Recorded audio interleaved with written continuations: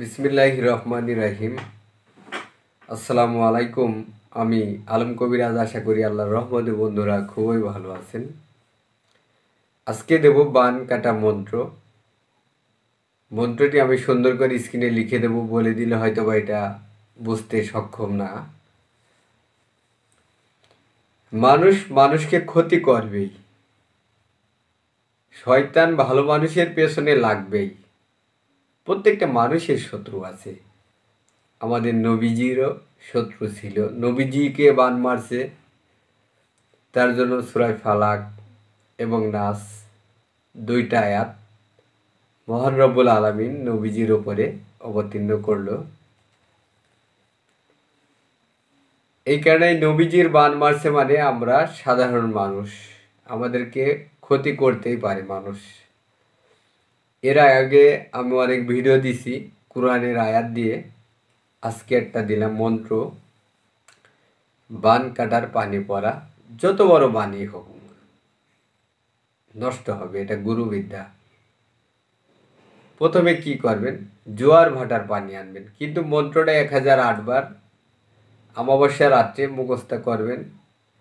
শনি মঙ্গলবারে মুখস্থ করে 1008 বার অমাবস্যার সময় যখন লগ্ন চলাকালীন এটা এক বসাতে পড়ে নেবেন। পড়লে এটা শক্তি আসবে, তখন আপনি এটা দিয়ে কাজ করবেন।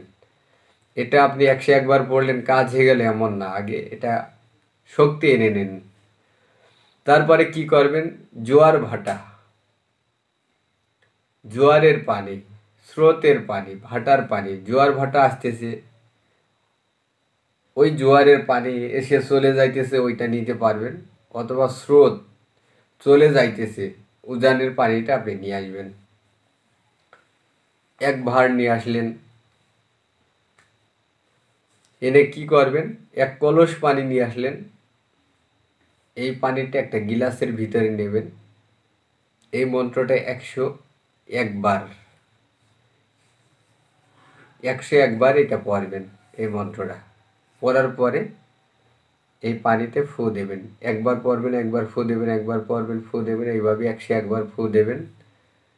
দেওয়ার পরে এই পানি কিছুটা খাওয়াবেন, কিছুটা অন্য পানির ভিতরে মিশ্রণ দেবেন, দিয়ে তাকে জলসার করে দিলেন।